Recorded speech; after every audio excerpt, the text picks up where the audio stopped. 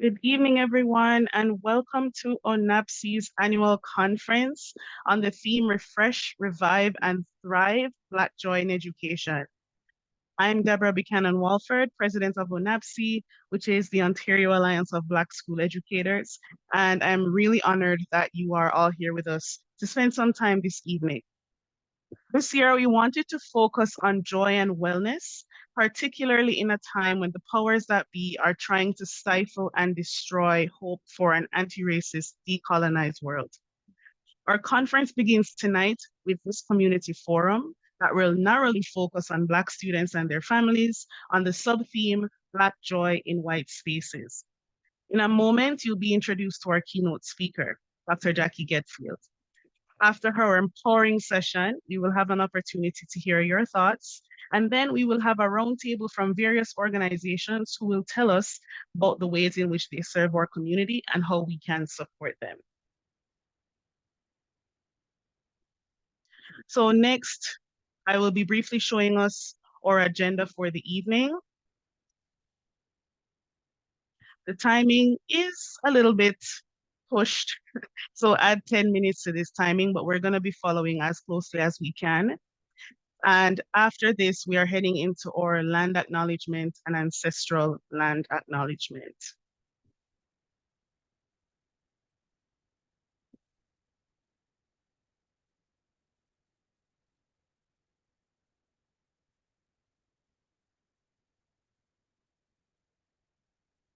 As we gather today on various territories across Turtle Island and beyond, let us acknowledge that the land we are currently residing on, operating on, was originally under the stewardship of many Indigenous peoples.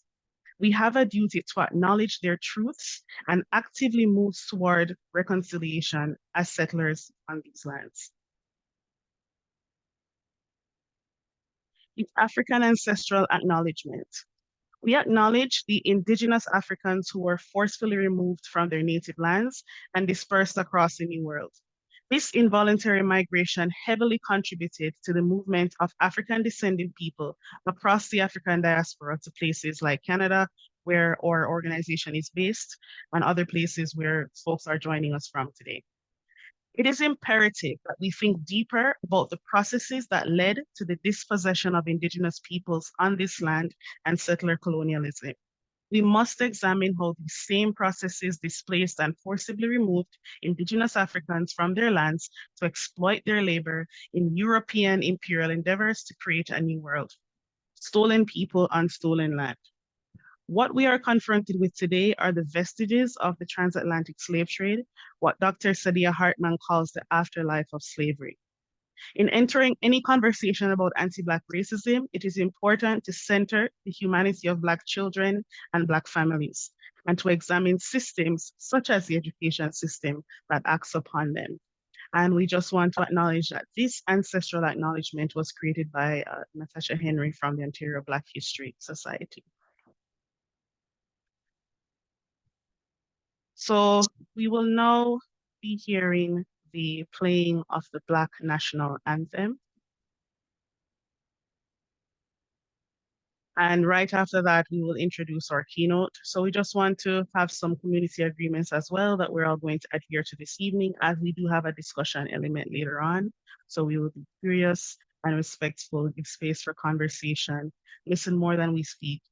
And of course, as sometimes conversations get heavy, ensure that you're taking care of your personal needs. And it's also great to leave with something as well as leave something for someone else.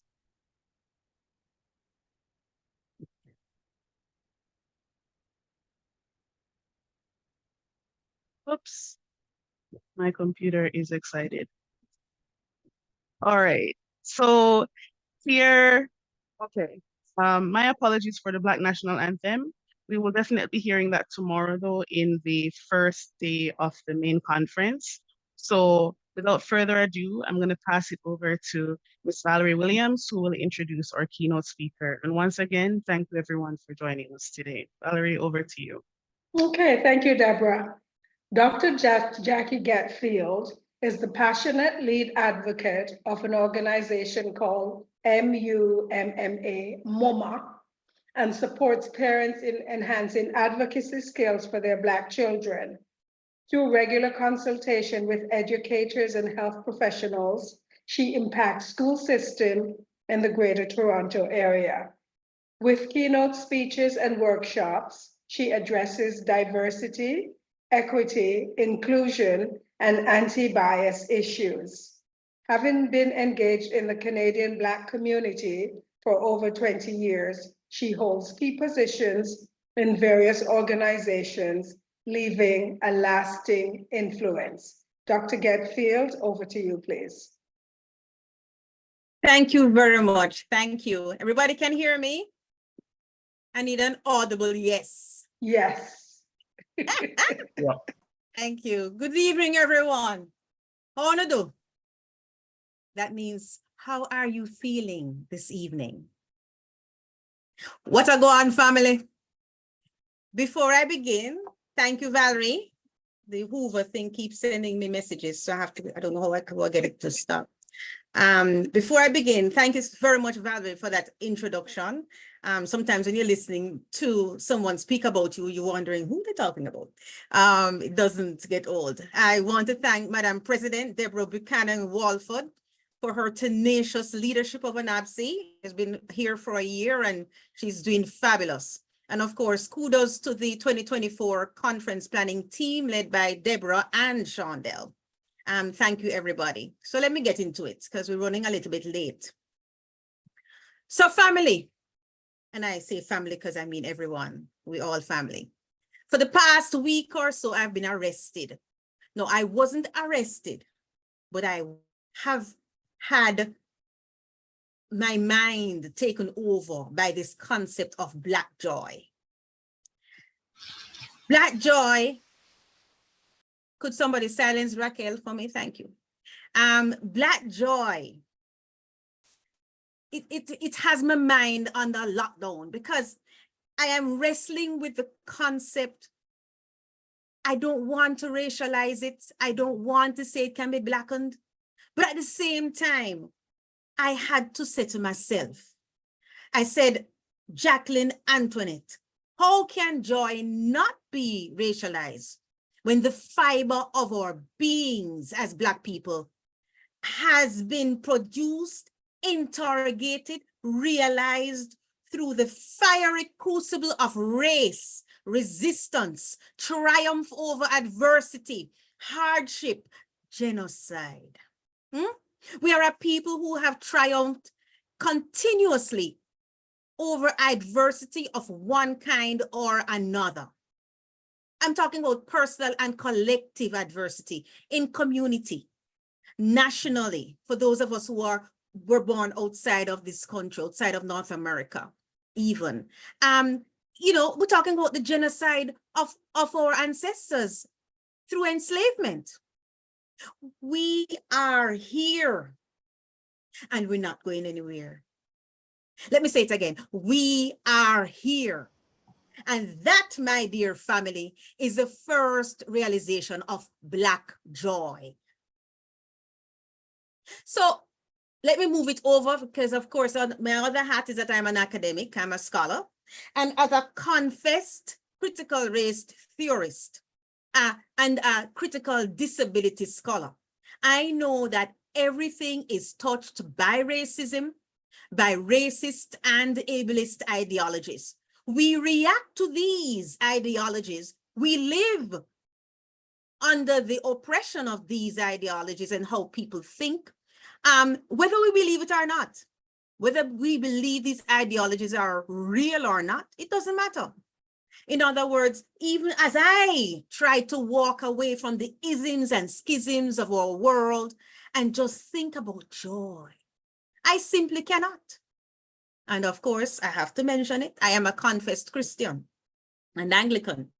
And just like how I cannot contemplate life without religion and spirituality, I cannot contemplate joy without thinking through sites of oppression like race, class, gender, immigration, citizenship, sexuality, age, nationality, meaning global north versus global south geopolitical issues. All these considerations affect my personal and professional joy.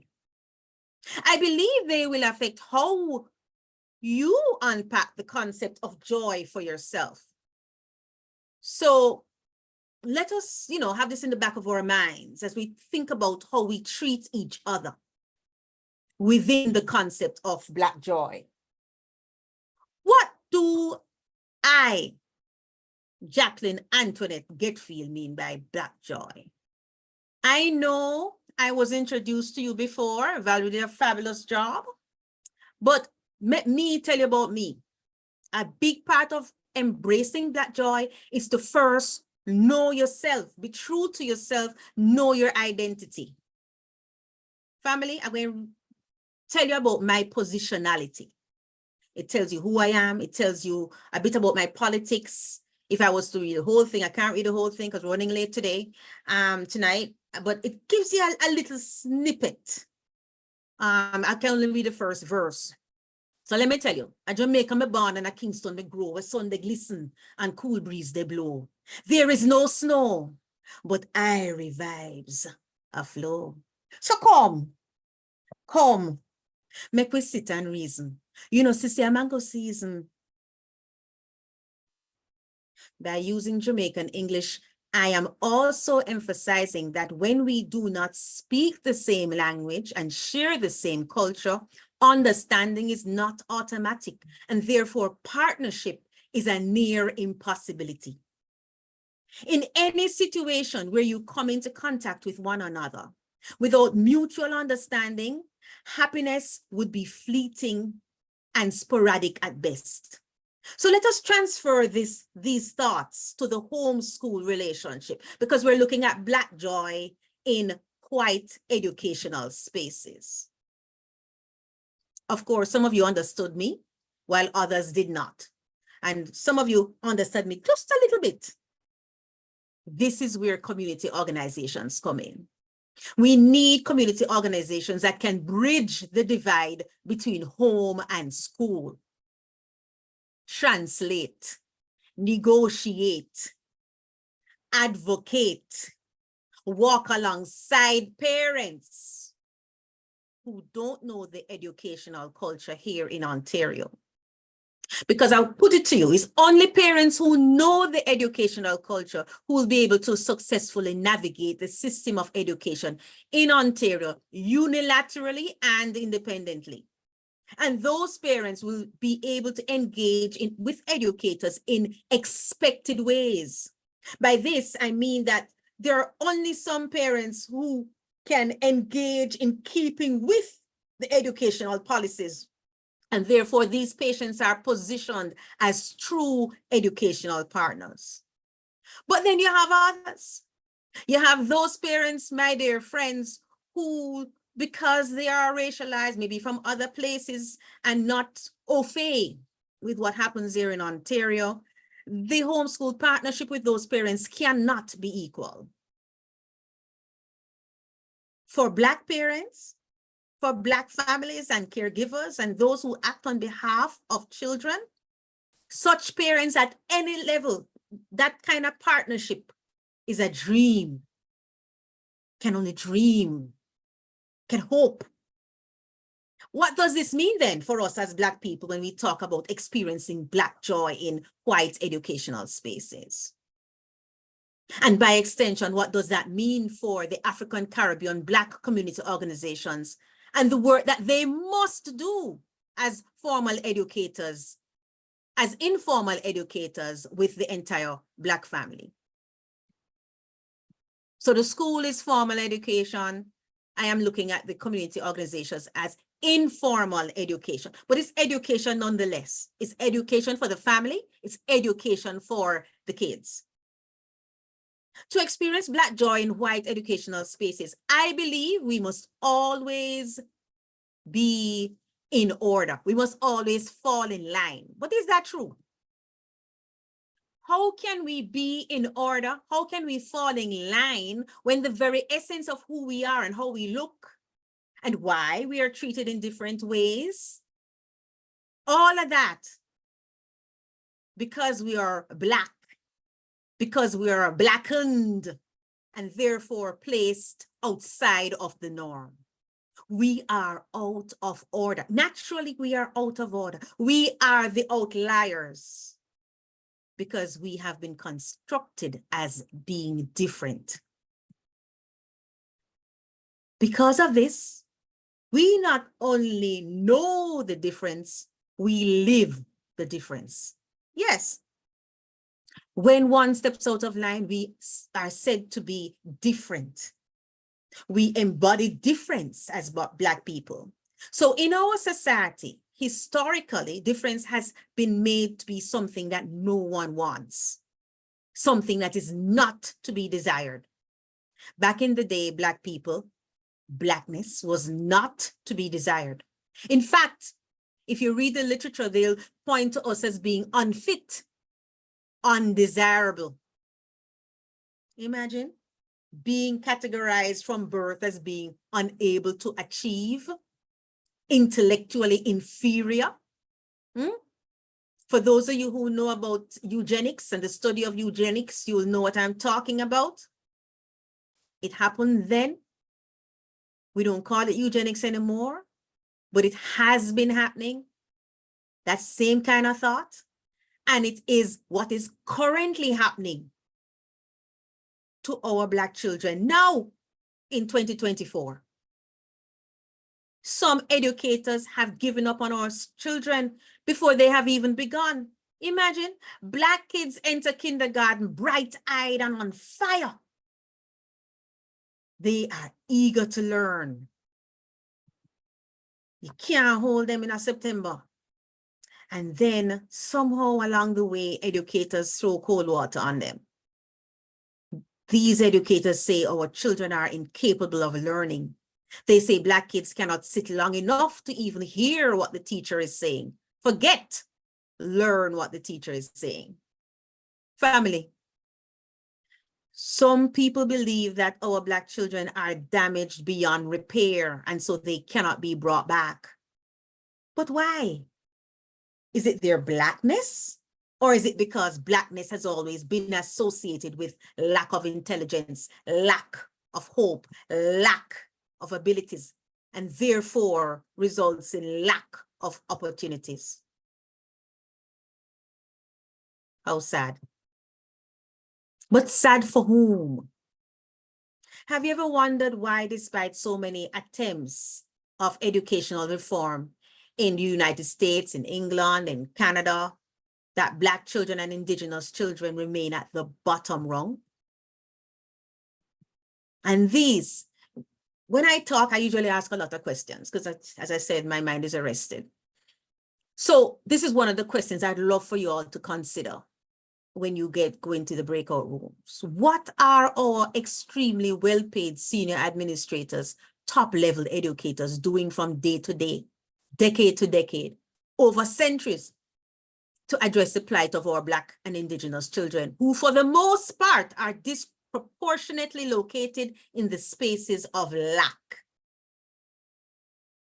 We, as Black people, interpret Blackness in ways that make sense to us. So, of course, Blackness governs who we are and how we are. So,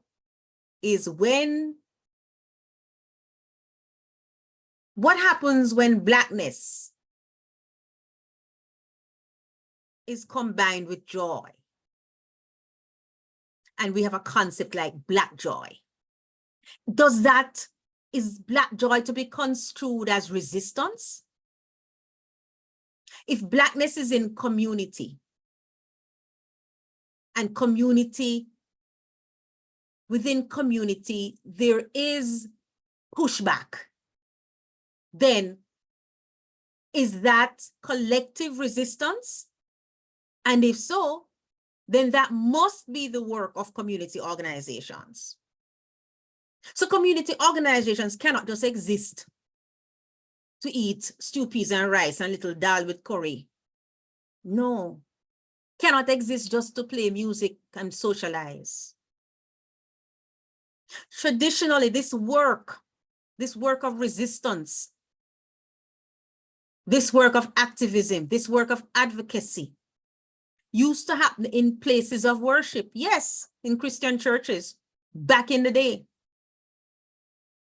Nowadays, we have community organizations where like-minded people gather. And you still have some churches where like-minded people congregate and do this work, this activism work. But I put it to you, whether you're secular or religious, the question still remains, how can we come together and experience joy, real Black joy? And as I said, it's not about the music, it's not about the rare, it is about focusing on what will enable our children to realize their true selves. To consider how Black educators and Black parents or families experience Black joy in Ontario and across Canada, I believe we must grapple with problems that are systemic in nature. Our children are said to be the problem.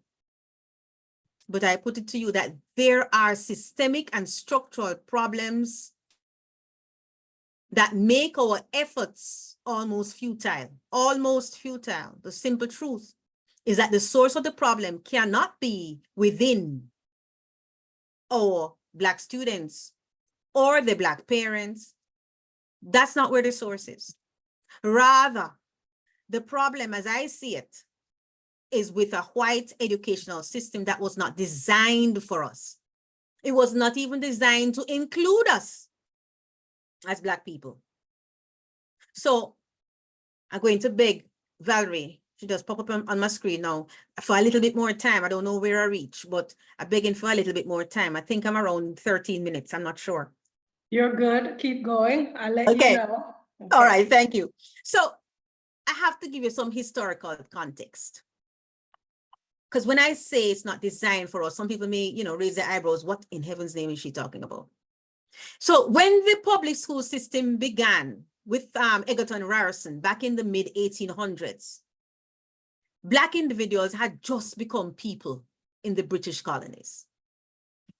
You have to read Natasha Henry's body of work for the full treatment of this.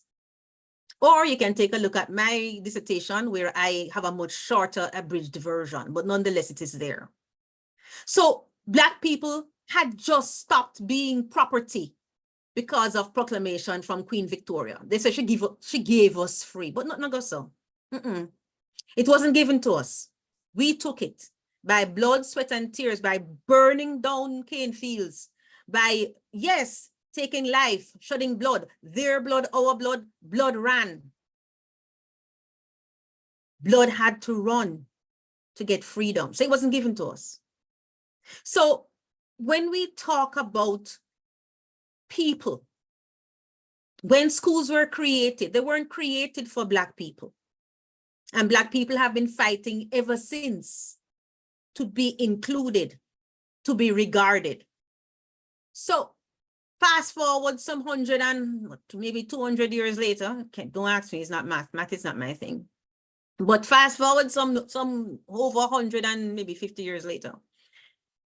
When you're speaking with an educator as a Black person, we think that the playing field is level and they are hearing us, that we are equals. But I want to put it to you that it cannot be so. We know we're using regular English words.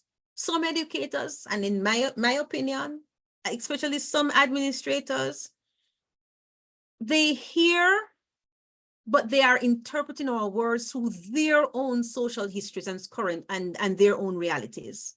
So they apply a normalized hegemonic definition of engagement and involvement within the provincial systems of education and schooling. All of those, multisyllabic words just mean that they're saying to themselves, we are going by what we believe, and what we believe is outside of what we are seeing in the Black families, Black students, and Indigenous peoples and racialized peoples. So they are looking at us, but are they really seeing us? Hello? I'm talking about expectations, their expectation and our expectation. Expectations for Black students. I'm talking about unmet, unrealized expectations, when you have groups of people who don't share the same beliefs about the potential and promise of Black youth.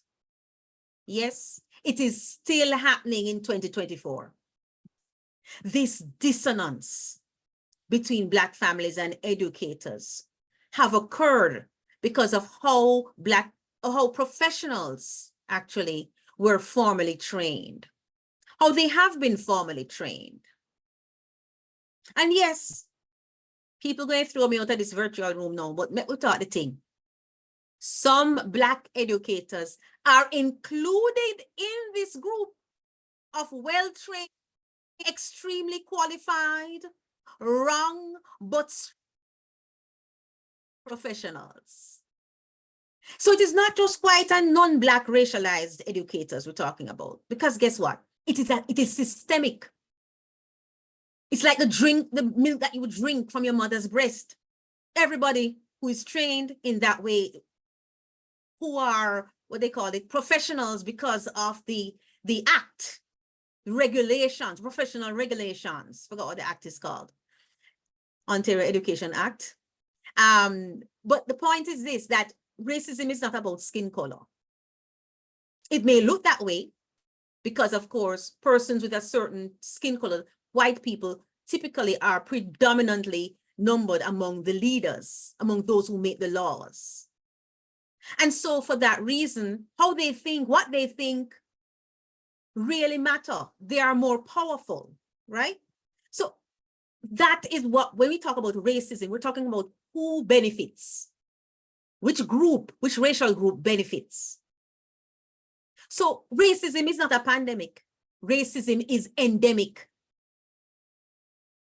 As Black people, we must therefore, as Bob Marley said, emancipate ourselves, our minds. Because otherwise, if you're not careful, you go along just to get along. And when you go along to get along, then you end up reproducing racial aggressions against your very own. And you know what they say about people who kill their own, kill their young. We don't really have a vision for the future. So I will go out on a very strong tree limb. And when I say very strong, it has to be sturdy, because I don't do anything that is risky. And I will say Black parents and Black families will have competing and contradictory expectations that oftentimes, most times, and to be honest, these expectations cannot align with the system's expectations of our kids. I am one such parent, and I am one such educator. Yes, I am. I admit it. I have to catch myself.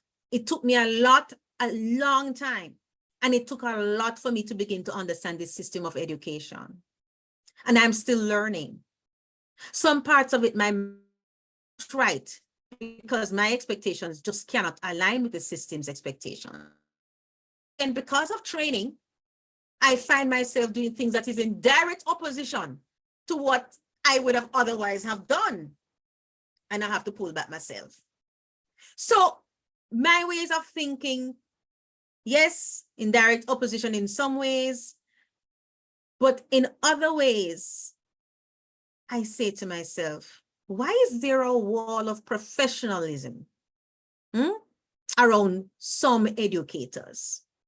And unfortunately, this wall is also around those educators who simply do not teach, and those who simply don't give a damn.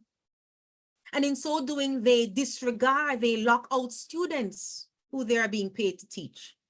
So now, how then can we as responsible Black individuals, family members, caregivers, agents on behalf of Black children, how then can we experience Black joy in these white spaces? So to give you a little bit more about what I think, me have to wheel and come again. Meaning I have to go back in history to come forward with my own arguments. I have to look back. Sankofa.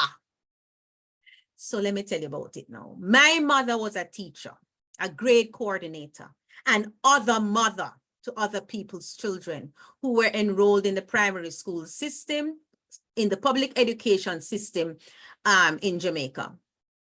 All those roles that I just mentioned gave her joy.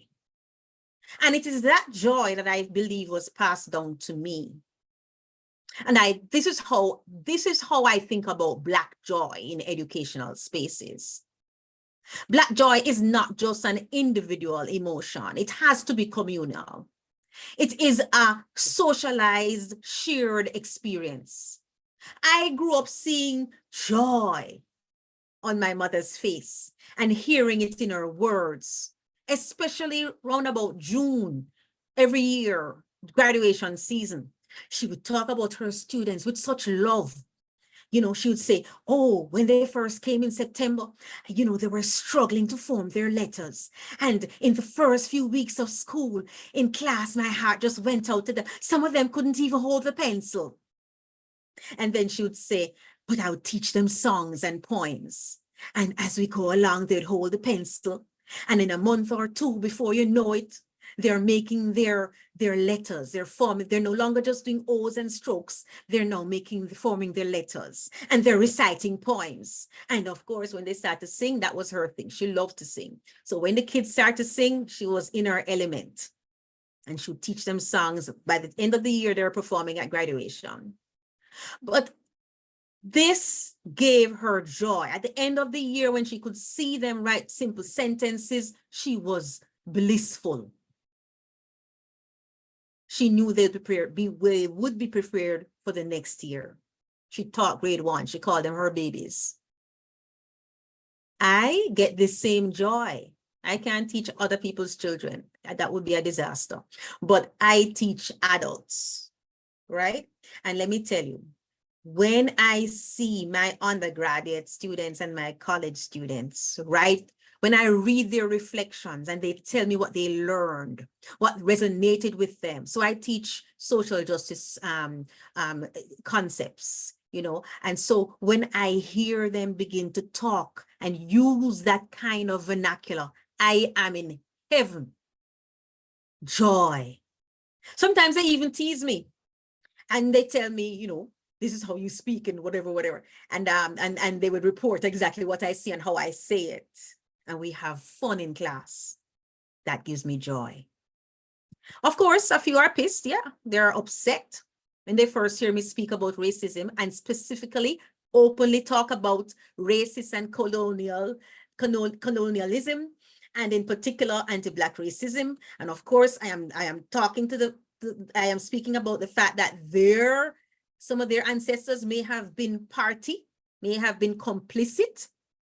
And of course, I must say there are some who are looking at me, even the racialized others, and they're thinking, how dare this woman, this Black woman, speak with such authority in this classroom? And worse, dare to quieten me. And yes, some of them don't want to be quietened.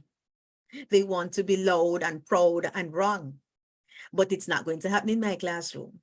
And so they have to learn new concepts, these concepts, and practice how to apply them.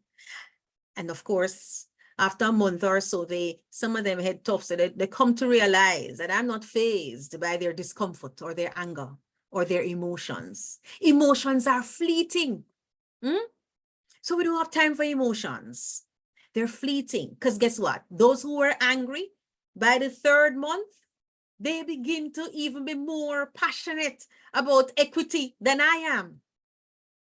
And they begin to create a space for them and their peers to understand matters of equity as opposed to equality. They understand concepts of diversity, inclusion, belonging, and of course, accessibility. Phenomenal. That, for me, is Black joy.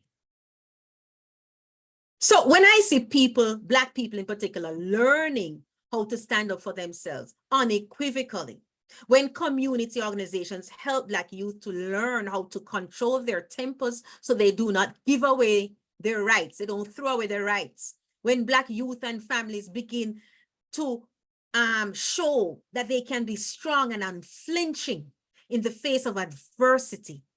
For me, that is unadulterated Black joy.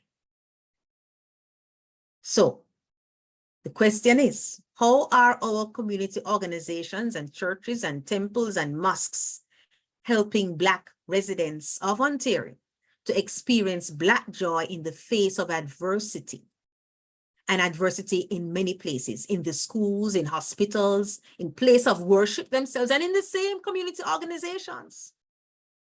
Yes, in the community and in the home is where we must rebuild, we must repair spirit injury. So how the education system conceives of you and your children should not affect your joy. We should never allow external power to determine our joy as Black people. I say that, but at the same time, I must say I'm not naive, I'm not insensitive. I know that that kind of resilience is not easy. That is a muscle that has to be honed. You know, you have to develop that muscle. You have to tone it. I am this way because I was not raised in this system. I wasn't socialized in a system where every day I had to listen to people who thought very little of me. So my lived experience has taught me that you must big up your children. Let them believe that they are special. I heard this all the time growing up from my teachers, my parents, my relatives, my church people. That was what I got in a Black-led, Black-dominant country. But now that I've relocated to a white-dominant country, I have come to realize that it's even more important. It is critically important for the well-being of our children. So in our community spaces, in the African, Caribbean, Black community spaces, we must find ways to big up and explicitly praise our children if we want them to be mentally and emotionally well.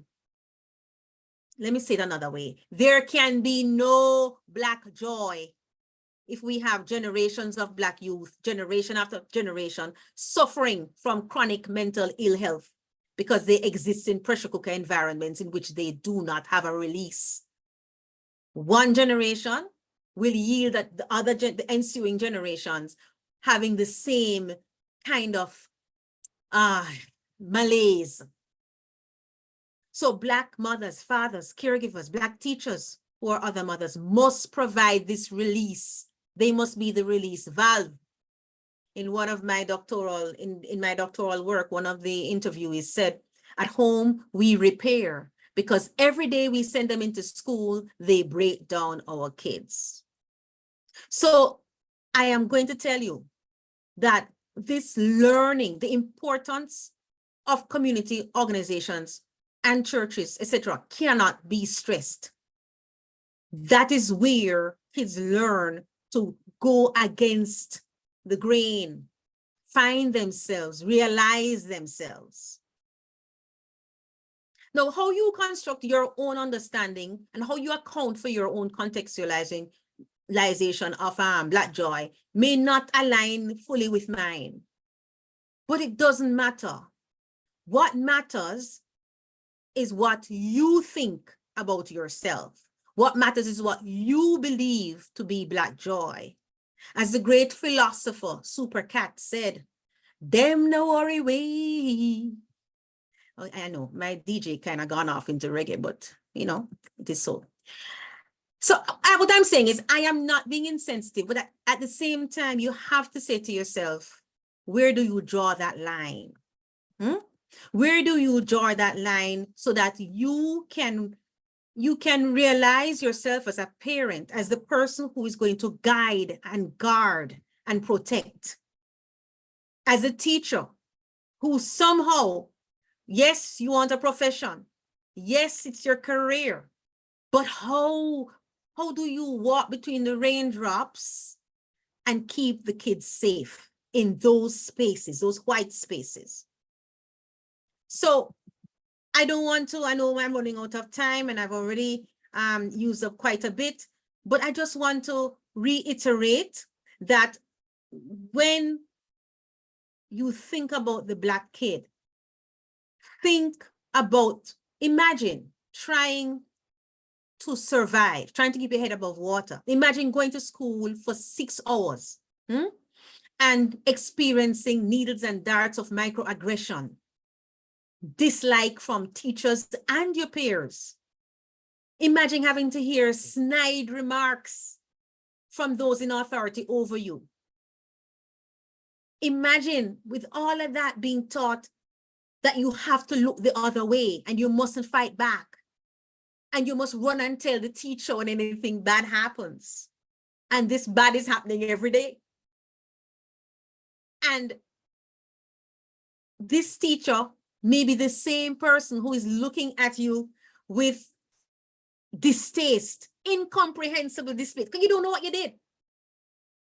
But imagine going through that for 5 years or maybe 6, I don't know, 5 years of elementary school. I have had people, when I've invited them to birthday parties, my children's birthday parties, one parent said, thank you, thank you. And I'm like, why is he thanking me? An African parent, daddy. And he said, I think the kid was about in grade 5 by then. He has never been invited to one birthday party. Not even one. And the kid is an outgoing kid, extrovert. I was in shock. But that is the feeling of loneliness and rejection that our kids work with, live with every day. But it is the same system that I'm asking you, us as adults, to somehow grasp. And within that, we must reach for and attain Black joy. As I said, I wasn't raised in this system, but I have 2 kids now in this system, and we must seek and seize Black joy. So I got my 5-minute warning. So let me just see if I can wrap it up. You know, I am not giving you a prescription for Black joy, as you can sense by now. My sister is a medical doctor. She's the one who writes prescriptions. I'm not that kind of doctor. That would be bad for you. I am the kind that is paid to philosophize. So what I do every day is just think and think and think and write. And then I think some more. And I am aware that I'm also at a different stage in my life. We're all at different stages. And so I will not give you a thou shalt or it is best to. No, you're going to find that for yourself, right? We all come from different backgrounds, different languages, different home countries. We're at different age, different gender, different sexuality. So find your people, get into community and reach for that joy, right? As Black people. So then let me just give you 5 things. I think it will be 5 and then I'm done. 1, consider the main points of what I just said. I deliberately didn't use a PowerPoint. PowerPoint for me is distracting. I want you to listen and your brain will tell you what it should keep and what it should reject. Secondly, make sense of Black joy for yourself, as I mentioned. First, get to know yourself. Remember, I started out with that Jamaican thing, Jamaica born and the Kingston grow. That's extremely important because I know what has formed me and what are my principles based upon where I grew up. And I came here at 1920, then I went back for 10 years after university here. So I know who I am. But more importantly, I know whose I am. I know who I belong to, and I know who belong to me. And we're original, 3 or 4, maybe 4. Reach high up in the sky, aim high. Don't settle for the low-hanging fruit. The little mangy maga dog, them love get to the low-hanging fruit. Don't touch those. Leave those for the dogs. Reach up high. Get the one that will look sun-kissed, brightly colored orange, where the flesh is soft but not mushy, right? That's the food that you must reach for. That, I promise you, will be nothing short of joy. So I've been talking about joy, talking about who we are. And I can tell you, when you go into community organizations, I am not saying it's going to be all easy. I am here to tell you it will not be all easy. And you're going to have to fight there too. However, your differences are really less than your commonalities. and your shared experiences. So if you focus on the right things, even in your community organizations, you will find that you will experience this Black joy. So my final question to you is this: how do we bring into life that which we do not know? How do we bring to life that which we do not know? So I'm gesturing towards our collective pre-colonial African histories. And there's a reason why I'm gesturing to this, even though I didn't mention it in the talk, because this is the next step. I believe that Black joy is not fleeting. It is resilient. Black joy is Black people. Black joy did not leave during the 400 years of enslavement. We had that because we had that from before the encounter. We had that when we were back in Africa on the continent, right? So Black joy has always been, and it will continue to be, because we are here. Black joy is not an end to itself. We are here. We are rooted, thriving. Family, I thank you.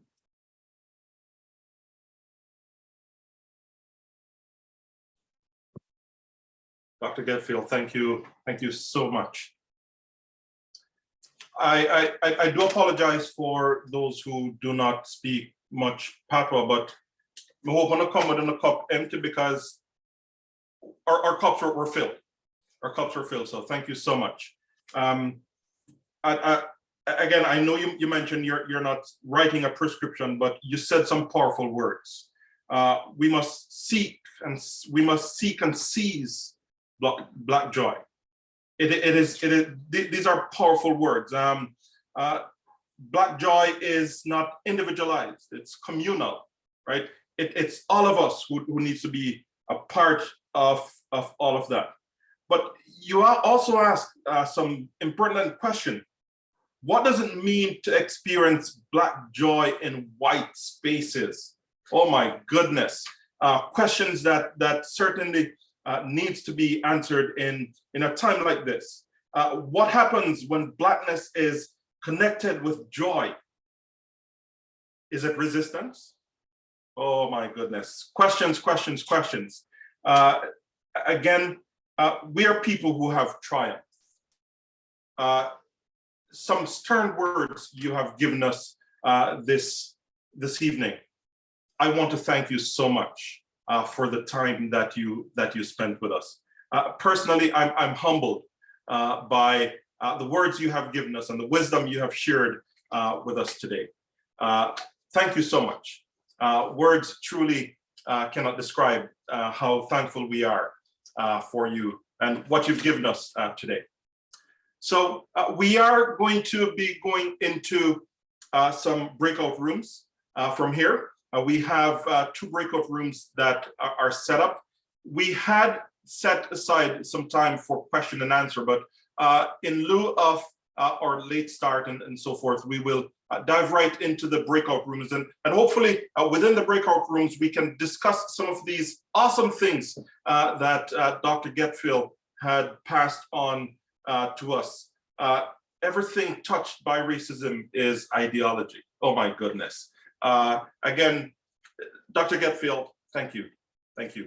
Winola, I'll pass over to you to get us into our breakout rooms. Hello. There are 3 breakout rooms. Apologies. So, okay. Looks as if another one has been so here.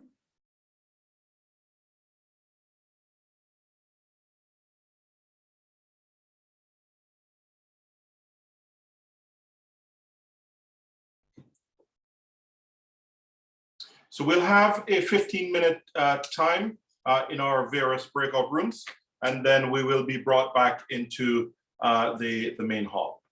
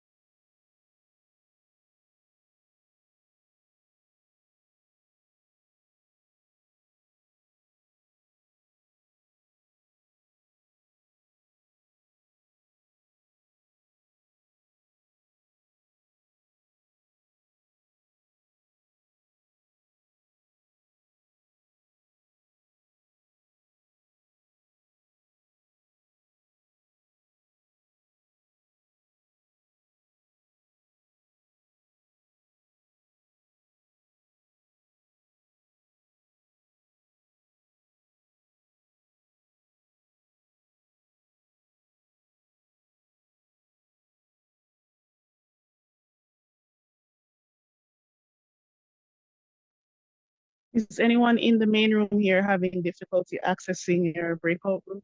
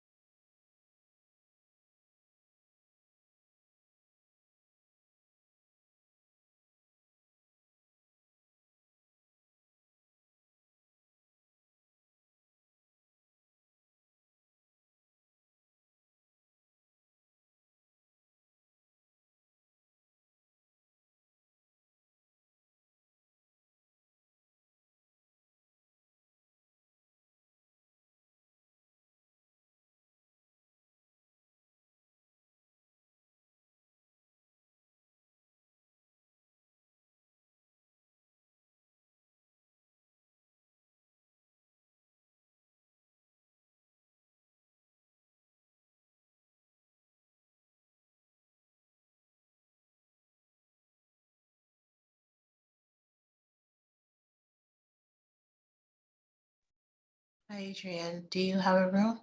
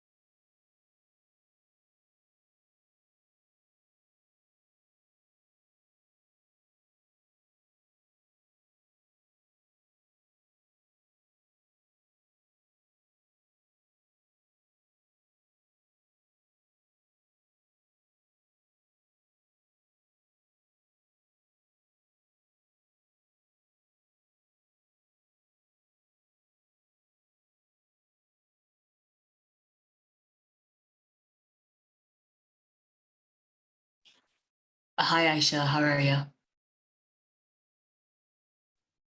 Hi, can you hear me?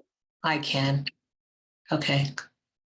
They're just in breakout rooms right now for discussion.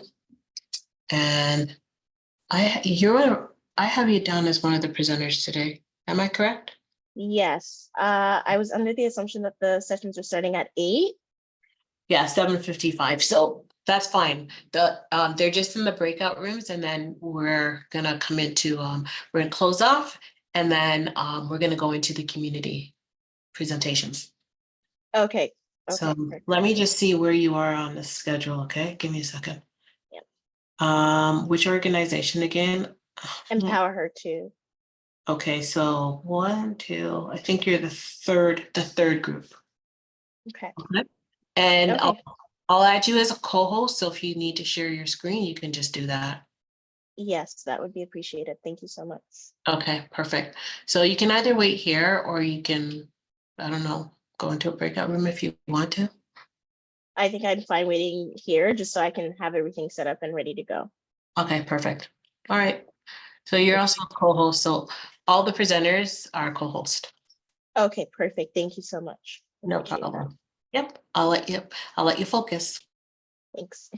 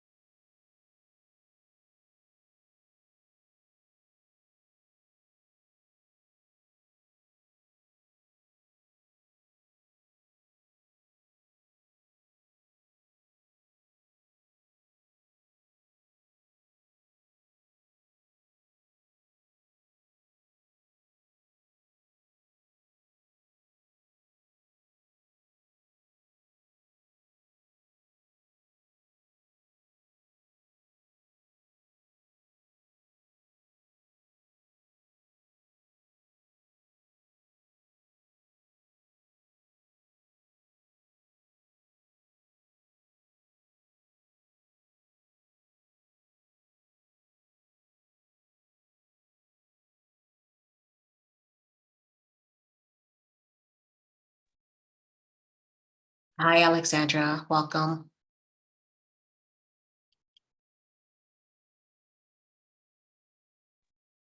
Okay, I think we all came back. Don't think I lost anybody along the way. 22 out of 49. Welcome back, everyone.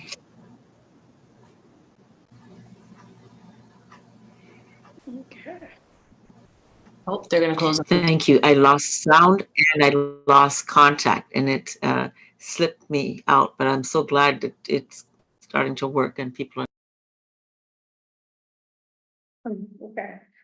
Hi, Dr. Getfield, welcome back. I think we're all coming back into this room, so Is there were a Raquel, couple of, is Raquel here? Raquel should be here. I think I transported her back. Raquel, Okay. go ahead. Raquel, you want to ask your question quick before everybody come back? Raquel had written something in the chat and Oh, perhaps I I can didn't. read it. No, it's Yeah. okay, I can read it. It Okay. says, I found that the curriculum is so whitewashed. I'm in a school where 98% of the students are Black and 99% of the teachers are white. And that's almost 100% of the schools, Raquel, I'm just saying. Okay. Yeah. That's the way how it is. Yeah. For real.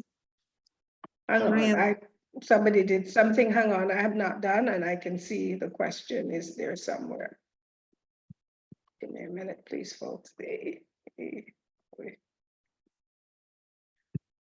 99% of the teachers are white and the students are constantly failing. But when I teach them as Black educator, they excel. Their scores go up, but I'm getting a constant fight, which is mentally, physically, and emotionally draining. They do not care. And I'm assuming you're meaning the teachers do not care. Yes. So how can you respond to that, please, Dr. Getfield? Why? I I wouldn't want to ask Jacqueline Sim to respond to that, you know.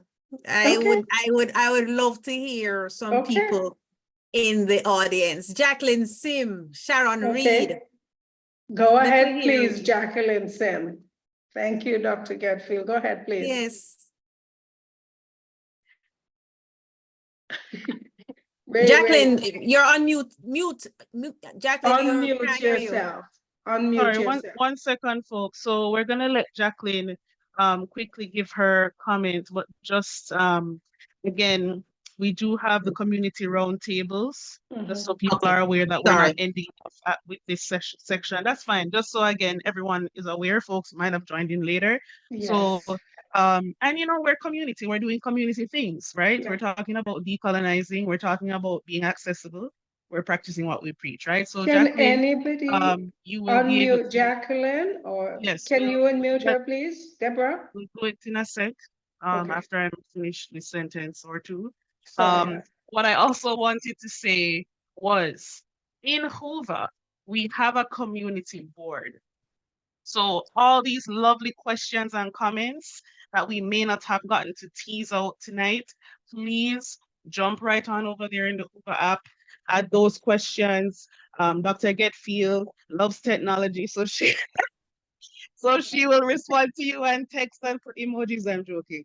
But still, she will respond to you over there. Okay. So Jacqueline, 1 minute. And then we're going to invite our amazing community organizations to the stage. Thank you. Okay, there, Ms. Sim, please go ahead. Hi there. So as a teacher who taught in a system for about 30 years or more, I would say to parents and current teachers, you need to get your administration on board. You have to try and convince your administration to get on board. And then go to your various departments. Like I know York Region has the Center for Black Excellence. I'm not quite sure what Toronto Board has now, but I heard a young man saying that he is a graduation coach for Ottawa Carleton. You must reach out to your board specific anti-racism inclusivity departments and your community partners as well. The more people you can get on board and the more parents you can get around the idea of culturally relevant curriculum, all the initiatives that you wanted, and it's going to be exhausting. Trust me. Dr. Getfield knew how exhausted I was. That's why I call on you. Right. But you can't give up. Even in your last breath, you still have to try, because I'll tell you a little story. Before I became a full-time teacher with Toronto Board, I was a Black cultural teacher. I was East, West, North, South.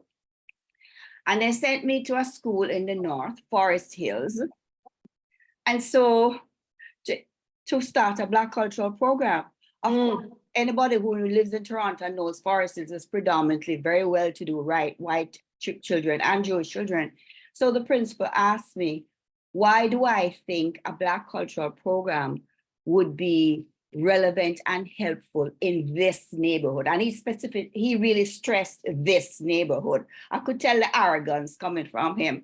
And I said, well, because we live in a society that is diverse, the children who live in this neighborhood are going to be coming across and meeting people from various racial backgrounds, cultural backgrounds, religious backgrounds. And if we have this Black cultural program in the school, they will get to know their fellow Canadians and understand them and understand their history. And we're now building empathy and understanding and knowledge with our future citizens, right? So all of these, this is what I was imparting and putting and stressing to the principal. Of course, it was not one conversation with several, but in the end, he never implemented the program, to his loss, right? So I'm saying to you that you cannot give up, and it's important even with your last breath. Always administration, you have to get the administration, your superintendent involved, and your parent council, your school council, right? Once you can get them on board, life becomes a little bit easier, because they'll find the funds and they'll bring in the various partners in the school system. And then you can let them know that the teachers also need some training, because without the training, they're not given that training that Jacqui gives in her lectures. They're not giving them in teacher education programs, right? It should be mandatory in all teacher education programs in Canada, but it is not. You have a special person like me who would come in and do, equity diversity workshop with new teachers, student teachers. Or you get a teacher like me who's a host teacher, an adjunct teacher, right? And the student teachers come into my classroom, and then I am showing them how to do culturally relevant planning and curriculum and all of that. Thank you, Jacqueline. And that's an excellent way to end off, because what we're hearing and what I was told by an Afro-Canadian elder is that community is what will save us. The system will not save us, right? And on that note, we're going to invite community to the space now. So what we'll do is I will allow folks to introduce themselves from these different organizations, and they're going to share with us very briefly, just about 3 to 5 minutes, who they are, what they do, how can we support them, and how, in connection to what we discussed tonight and Black Joy Dinner. Okay, so we are going to begin with Shanda Jones from the Future Path Network. So Shanda, just want to confirm that you are here, because I know I saw you earlier.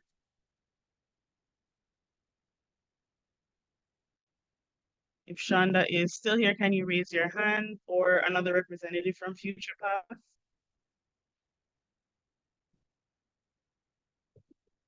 Someone is here from Future Path. It might not necessarily. Excellent. It's Shanda, actually. Shanda is here. Yes. Yeah. Okay, Shanda, over to you. And you have the ability to share your screen still? Hello? Go ahead, please, Shanda, if that's you. Okay, I wasn't sure. Okay. Everyone can hear me properly. How are we doing, folks? We can hear you. Thank you. Go ahead, Okay, please. perfect. Yes. So I'll just share my screen real quickly. Okay, we've disabled screen sharing. It's fine. Okay, so hi everyone. So my name is You can Shauna go ahead Jones. now. I can It's share my there. screen. Okay, Yes. perfect.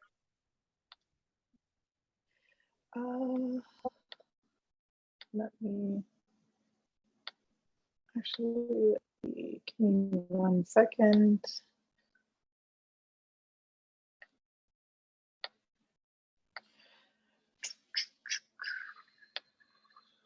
Okay, 1 second. Can everyone see my screen? Yep. Okay, 1 second. All right, hi everyone. Don't mind the date. I did not realize this is March. It's okay. So we are in April, folks. Hi, my name is Shauna Jones. I am with Future Paths Network. My business partner and director, Tolo, is also in the chat too as well. And so we are a community for Black youth beyond the foster care system.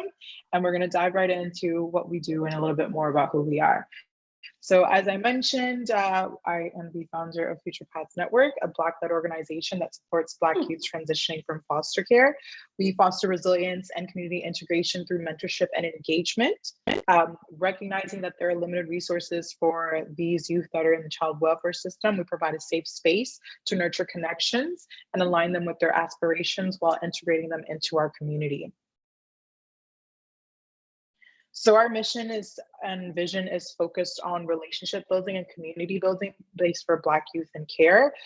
Through our dedicated mentorships and programs and events, we provide community programming through empowerment, introducing young individuals for holistic wellness so that they can thrive within the Ottawa community.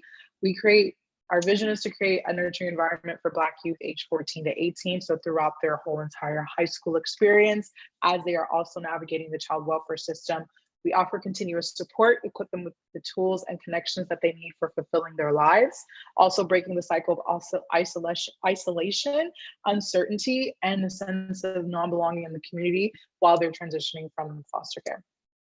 So a few things that we've done here in our community as well. We have facilitated a summer playday event.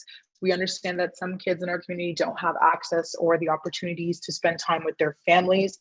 So we put together a summer carnival event where they came out, interacted with a few local communities and with a few local organizations and businesses in our community, such as Hall of Fades.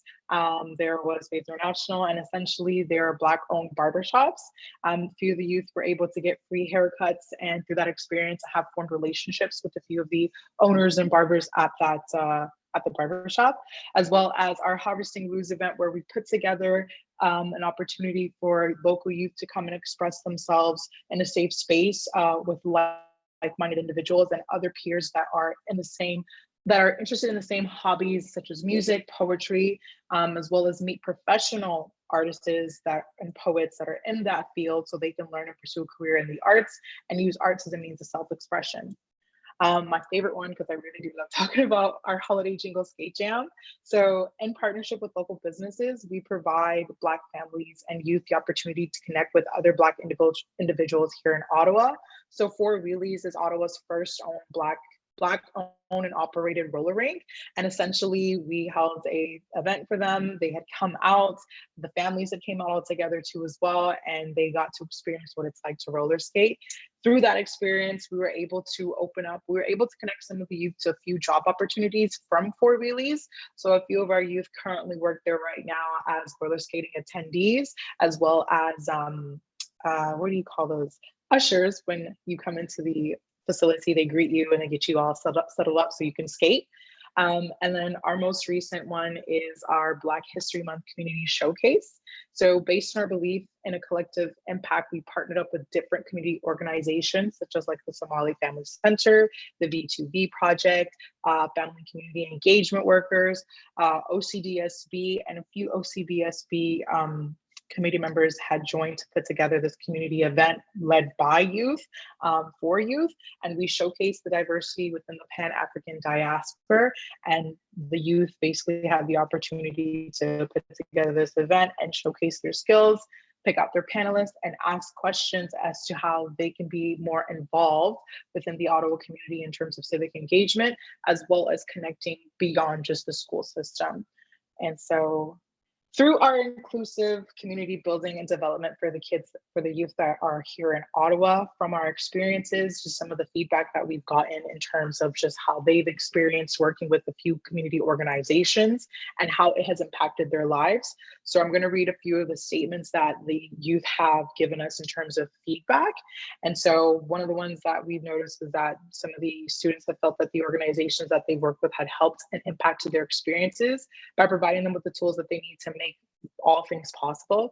From the creation processes, they found were very educational and well organized, which here at Future Paths Network, we're firm believers on experimental learning, as well as giving the youth in our community the opportunity to choose and voice what they feel like would be best impactful for them in their community, as well as just getting that support from the community too as well.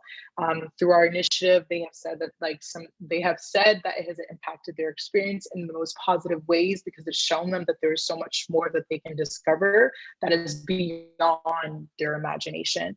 And the one that actually stood out to me the most was one particular student said that they've grown to not be ashamed to be loud about their Blackness. Society likes to mute Black people and their culture by deeming them, by putting them into a box and putting them into stereotypes. But through their learning, they also recognize that they should follow their anti-Black beliefs and should loudly be outspoken and be proud of their Blackness in any way that they can. And as well as that they learned about the different cultures and traditions on how Black people have been resilient since the beginning of their integration into Western society. And they've also learned about the different treatment systems that not only people of color in the workforce experience, but also Black youth experience when they're putting together community initiatives, when they're trying to expand beyond just the school system. So they learned that because of it, that there's so much joy being around people that look like them and also have the same value as them too. So thank you. That's a little bit about what we do. So I'm going to stop sharing my screen. And so essentially here at Future Paths Network, we are, oh no, okay. So yeah, so essentially here at Future Paths Network, we're very big on community integration and having and empowering the kids in our community with the tools and resources to succeed and reach beyond just the school system. We understand that some kids, while they're in school, they are faced with microaggression, a few stereotypes and common biases that, you know, other non-Black people put them into this box. So what we do is we help them counterattack those barriers. We help them access resources such as getting volunteer hours, finding jobs, you know, interacting with their peers on a different scale rather than just being on their phones and keeping everything on a social.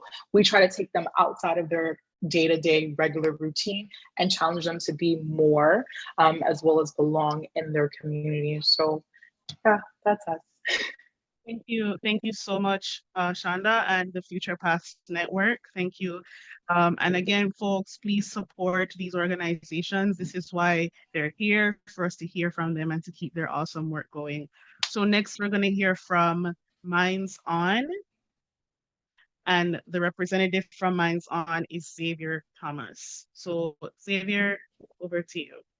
Thank you. I'm just going to share my screen really quickly, and then we can get started. Let me know if you can see my screen. Yep. Okay, perfect. Thank you very much once again for inviting me to this conference. I'm really excited to really network and connect with other organizations and other individuals and educators who are like-minded and want the best for the Black community. A little bit about me. My name is Xavier Thomas. I have a background in business. I recently finished my MBA at McMaster, and I'm a board member at Minds On. Minds On is a registered charity where we it's based in Whitby, South Whitby, right in the White Oaks area. We have a Minds On Center where we have most of our activities, and we also have a virtual platform as well. So it was founded in 2016. We aim to empower the youth by offering free mentorships and other educational resources, mainly on STEM. We started off doing math tutoring, and then we've definitely grown and expanded throughout the years. Our passion is for to create a service for the community that is focused on cultural appropriate uh, uh, cultural appropriate programs. We want to give our Black and Brown youth the agency and understanding that they matter and that their environment should be there for them as well. So we want to foster that growth mindset and create a stronger community within that. Moving on to our programs. So we offer virtual tutoring where we match whether it is our student volunteers or experienced tutors with our youth as well for free. We do mostly online, but we also have some in person as well. We have group mentorship. We want to engage our youth and give them a different perspective. A lot of them face a lot of trauma in their circumstance, so we want to give them that support to help them with whatever they need. And also we invite different speakers, so they come and give our youth a different perspectives through different workshops. We have our Biz Kids initiatives. This teaches our youth about entrepreneurship and what it means to build a business. So this works through 3 modules, whether it is entrepreneurship, whether it is whether it is e-commerce, and then also public speaking as well. We have our summer mission. This is where we really engage our youth to hands-on learning. So we want to go away from the traditional way of learning and let our kids have these new experiences and really work hands-on into things that relate to whether it's math, whether it is engineering or physical activity. We have a Minds On incubator where our youth can come and help grow their idea into a business, or if they already have a business, we can help them scale that business. We also focus on food security, where we have a food bank and we pass out food throughout the neighborhood. So a few things that we have done throughout the years, I would highlight, I won't go through all of them, but one of the interesting ones is we had in school programming. So we actually had our mentors in school working with the kids in between classes. We also had a parent and community seminars. A lot of our parents want to be involved in their child's education, so we want to keep them in the conversation. And a lot of our families are new to Canada, so we are able to be that bridge where they can understand more about the Canadian educational system. And we're really proud of these initiatives, and we plan to continue that and new ones throughout 2024. We would love to stay connected. This QR code is our online business card. You can get all of our contacts and information there. I'll leave it up for a little bit if you guys can scan it. And then we have our chair and our co-chair's email, also our programming lead email and my email if you want to reach out. And I'm looking forward to further communicating and collaborating with you all. Thank you. Thank you. Thank you so much, Xavier. So we are going to continue with Empower Her TO, and the speaker that represents that organization is Aisha Sonekan.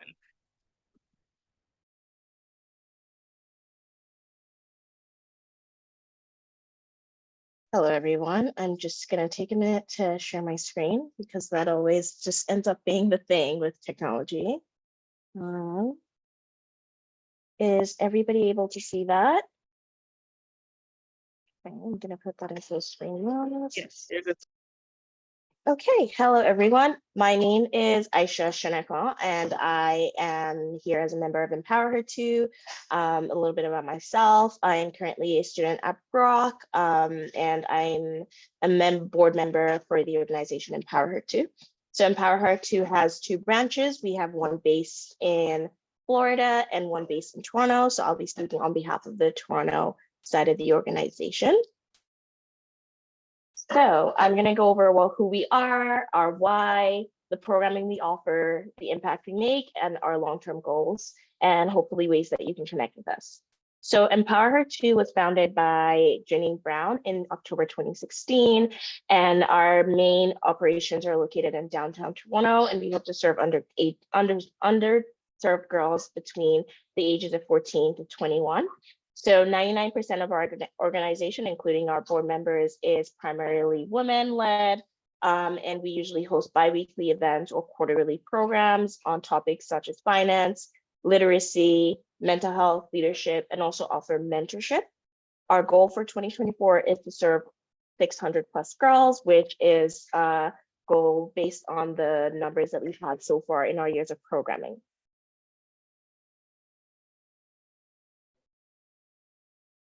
So our mission, our general goal is to help girls and young women to thrive and impact systemic change. So this looks like partnering with girls and young women in the age range that I mentioned earlier and providing them with the necessary tools to thrive and effect positive systemic change. We offer programs that are focused on leadership, health and wellness, financial literacy, and all of these programs are catered toward boosting their confidence as well as enhancing their leadership skills in every area of life. Our goal is that every girl has the potential to become a success story. And so we hope to equip them with the skills and knowledge needed to make the dreams that we see a reality or that they have a reality. Our vision includes being able to provide these young women with the resources to be self-reliant and rely on their own narratives rather than the ones of the society, and as well as encouraging them to be exposed to female role models and encourage them to be their best self. We hope that this would build their self-confidence and their self-esteem, as well as show them the strength that they have in what makes them beautiful, special, and unique from the inside. We also hope that we provide spaces and opportunities for them to develop their confidence and their voice through the activities and the sessions that we host that are aimed at overcoming limited beliefs, building connections in the societies and communities that they exist in, as well as encouraging them to take risks to challenge the status quo and succeed as leaders. So like I mentioned earlier, the girls that we serve are between the ages of 14 to 21. And when you look at the population of our location that we serve, over 25,000 are girls. So that means that 27% of the population are girls between 14 and 21. 59% of them have been shown to lack a female presence in their lives due to current systemic barriers that I know most of us are familiar with. And 37% of these girls also lack a female figure to refer to as a role model or someone to look up to. And so this community is considered at risk. One of the things that we love to hear from students is the participants is the feedback that they have, the reasons that they joined, as well as what they've benefited from joining the program. And here are some of the testimonials that we've had so far. Tanisha was a first-time attendee who was very happy to have joined, learned how to manage her card, how to pay it off so that they're not building up bad credit. They also learned briefly about crypto. So they went from crypto is such a big word to being able to really understand the brief details. And the teachers were also really helpful and knew how to not make the course boring. And Tanisha was really excited to join us again for other programs. We had a testimonial from Sakia, who joined our Lead Her program, who learned how to start a bracelet business from scratch and has helped them to make their weekly allowance tripled or quintupled, I guess is the word. So by 5, by selling them to their friends during lunchtime. Sakia also learned how to save money and then find cheaper vendors for the products that they use for the bracelet. So in order to understand who we are and the people we serve, I thought it would be lovely to share a video testimonial from one of our participants. Hopefully everyone can hear this. I think I clicked the setting for sound. I joined because I was passionate about social justice issues and I wanted a place for me to express myself. If this is you too, then this is a great space. The leaders have all been amazing and have assisted me greatly in different ways. For example, Anissa looked over my resume. I am Empower Her Too. I hope everyone was able to hear that. I joined. So I talked a lot about what we do, who we serve, as well as provided testimonials, but really talking about that programming. So our program deck is as diverse as the goals that we hope to achieve when working with our participants. So we offer finance finesse, lead her, embrace her, advise her, tech for her, as well as code her. So our events are usually bi-weekly on Wednesdays, and then we also hold quarterly programs that are in person in Toronto, downtown Toronto usually. So our priorities through these programs are to really encourage self-acceptance and self-expression. We want to be able to encourage young girls to embrace their unique identities, their talents. We also want to provide them access to education and opportunities. So as we can all imagine, it's one thing to have access to the academic side of things, but a lot of these girls don't get access to leadership opportunities or even spaces that empower them to pursue their passions. And so Empower Her to advocate for these spaces and opportunities for young girls. We also hope that providing the importance or reminding them about the importance of positive role models and mentors would help to connect them with inspiring women who can provide guidance and support as they navigate being a young woman or transitioning to being a young woman. Excuse me. So I'm going to. Sorry to interrupt. We are over time, so we will have to pause you here, unfortunately. But just before you end, could you share your contact slide if you have a contact slide so attendees can take a note? So I don't have a contact slide, but our website is empowerher2.org.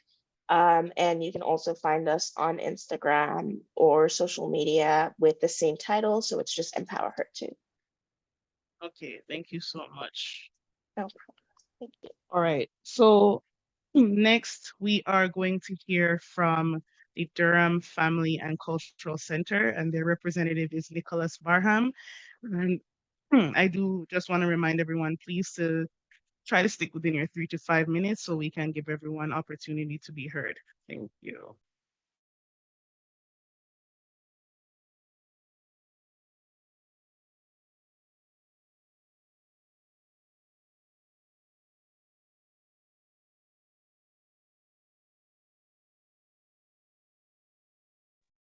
Can everybody hear me now? Yep, you're good to go. Okay, can y'all see my screen too? Yes. Okay, perfect. Okay, so I'm Nicholas Barham from Durham Family and Cultural Center. I'll keep it brief, but I'll give you all the information that I have. One of our main models is empowering lives and building communities. And we're located in the Durham region, so that's like from Pickering to, Curtis and Bowmanville and that way, as well as north. And so what our role is that we provide space and resources to Black families, Black and racialized families in the Durham region, and that can look a lot of different ways. So I'll explain that.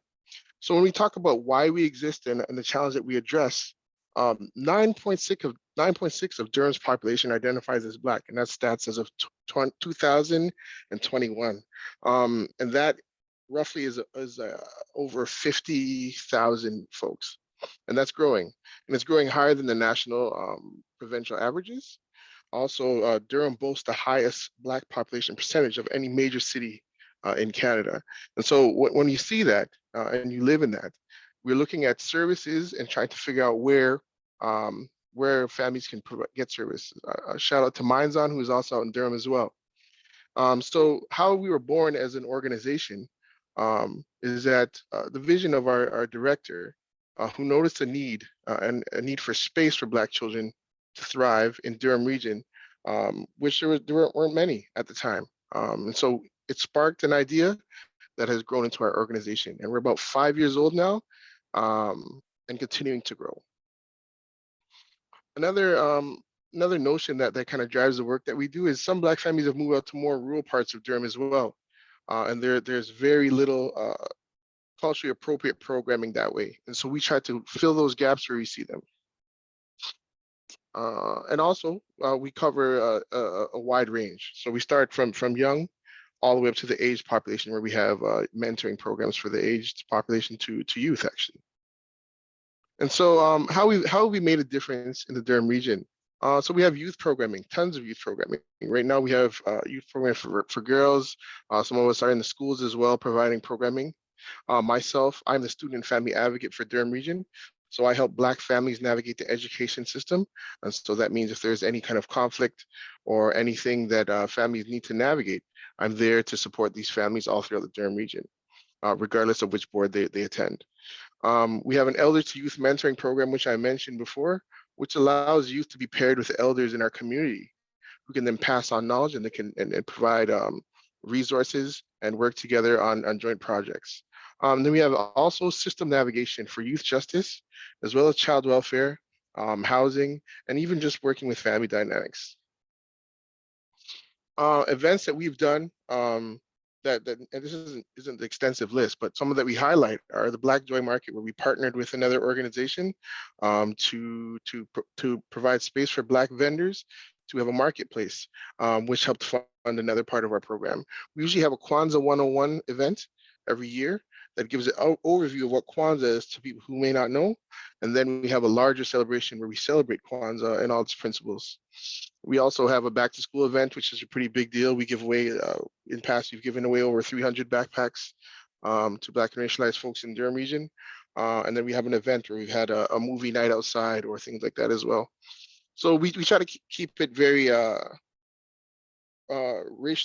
culturally relevant to families in Durham region to provide space and resources to them. And how we've making a positive change. So some of the ways that we're affecting the community, I mentioned the Black Joy Market prior to this, is some of the money from that Black Joy Market provided food baskets to families. So we were able to provide a large bulk of resources to families in need in Durham during the holidays. So we served over 100 families that way. Again, the elder to youth programming, we don't want to lose some of the culture that the elders have. And so we've connected them with young people to provide some of that back and forth dialogue that is much needed. Again, myself as a student and family advocate, and we also have a youth talent showcase where we allow youth in our community to engage and show their talent as well. What sets us apart is our flexibility and our ability to work and adapt and partner with organizations. Ability to be creative. Although we are an organization who is funded, we have the freedom to be creative and create programs that the families are asking for. And our approach is always different because we are always willing to do the first two things: be creative and flexible. And this is just my contact information. I want to keep it brief for y'all. So our website is durhamfcc.org. Our social media is durhamfcc_. You can find us on Facebook. And if you want to email us, info@durhamfcc.com. Thank you so much for your time, folks. Thank you. Thank you so much, Nicholas.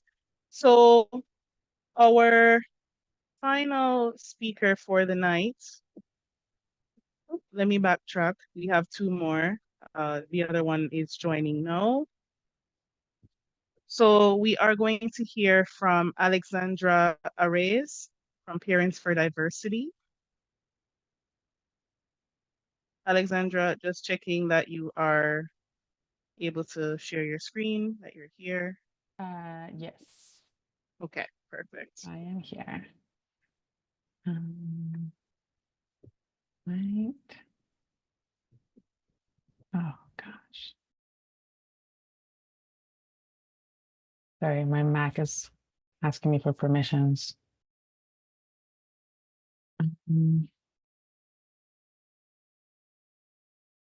Okay. Should work now. There we go. All right. Yes. Good evening. Bonsoir. Buenas noches. My name is Alexandra Arraiz, and I'm here for Parents for Diversity. And like Nicholas, I'll try to keep it real brief. So we, as an organization, we started probably 2016, I think was the time, by two parents who had experienced very similar stories to the ones that we heard in the keynote, in terms of their Black children facing discrimination, not being invited to parties or not being invited to play dates. And in the past 3 years, we've had a grant from the Ontario Children Foundation that really focused on parents and caregivers of Black children. And we're here in unsurrendered Algonquin territory, also known as Ottawa. So that's sort of where most of our in-person stuff happens. But now, of course, that we're virtual, we've also worked with organizations and families across the province. So some of what we were focusing on in the past 3 years was really thinking not just about representation within the system, which is how we first started, but also being able to empower parents and caregivers of Black children with the information to navigate the school system and hopefully build community capacity. Because as we know, once these grants run out, sometimes, positions disappear. So we wanted to leave something behind in the community to be able to continue to navigate these spaces. So the way we did that was sort of a three-prong approach through these activities. So we have sometimes monthly, sometimes bi-monthly workshops on whatever parents want to hear about. So that could be from like, what's an IEP, an individualized education plan? How do I navigate that, that process, to school discipline, to getting suspensions removed from the OSR. Like, it can really vary. We also do one-on-one support. Again, similar to what Nicholas was talking about at Durham, we have a parent advocate, which is me. And so they can reach out, parents can reach out to me if they have questions about a situation at school, how to talk to principals. We do everything from like strategizing and brainstorming on options to like physically going with them to the school to sit down the meeting with administration and just sort of be that support person, because as we know, it can be intimidating to walk into these spaces. And then the P2P network is a parent-to-parent network. So it's our training program for parents to become parent advocates. And the idea is, again, that community capacity building so that we have other parents who have some training on how to be an advocate, on some like strategies to try, and can help parents within their own communities to navigate situations within schools, so that no parent has to feel alone in having questions, in navigating situations, anything like that. We also create resources through volunteers, through people on our board, again, working with some of the peer and parent advocates. And so I'll talk about some of those. And then we rely obviously on community, as has been a theme tonight, in partnering. And I'm like really excited to hear about other people that are doing work in Ottawa, so that we can reach out and, we're stronger together. So we definitely try to build those partnerships and make sure that we're bringing people together and not reproducing work. Some of the resources that are on our website, and I'll drop it in the chat, the link. We have a parent toolkit that was developed for parents. There's like 6 separate documents on different topics within the school system, but I've also had MLOs use this in frontline. So just really like anyone could use them as like a refresher, or even just like a really quick 101 on some of these topics within the schools. Our big thing is reading and diversity. So we have 2 diversity libraries and anti-racism collection as well within our website, freely available. We also created the periodic table of Black Canadian history, which we launched just I guess that was not last month, in February for Black History Month. And we've also just released lesson plans to go with this. So that's also all freely available on our website.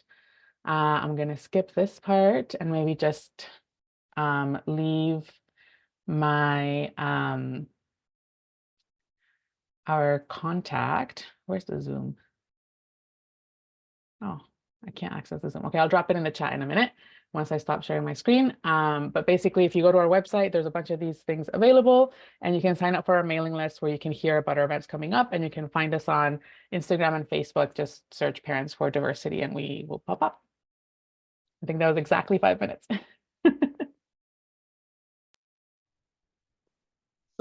Thank you. Thank you so much, Alexandra.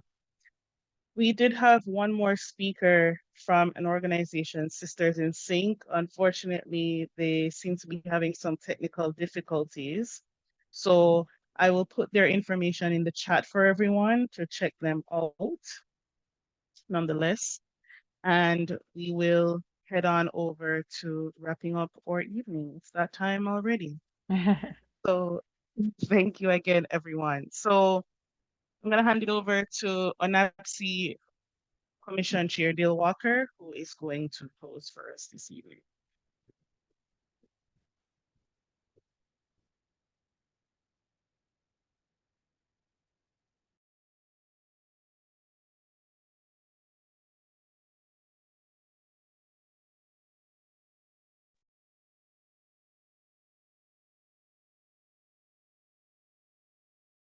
Okay, thank you very much, Deborah. What an amazing night. This is my first virtual conference for ONABSE, and it's been amazing, and it's really surpassed my expectations wildly. So I would like to give everybody a hand, everybody who participated. And let me just go through our amazing presenters, just starting from the bottom up, from Parents for Diversity, Future Paths, Empower Her, Durham FCC. If I forget anybody, please forgive me. And the night wouldn't be complete without our amazing Dr. Getfield, who knew that Super Cat would have inspired such a brilliant woman who does so much work in our community. So thank you very much. Thank you to our amazing conference committee, Shondell, Dr. RH, Valerie, our amazing president, Deborah Buchanan Welford, and everybody else on the committee. And you, the audience, who came with your questions, your concern, and your feedback. And I think this was very appreciated. This is something that is so needed in our community. It's a pity we don't have these conversations more often. So thank you, everyone. Have a blessed night and enjoy the rest of the conference weekend. Thank you all. Take care. Thank you. Have a good night.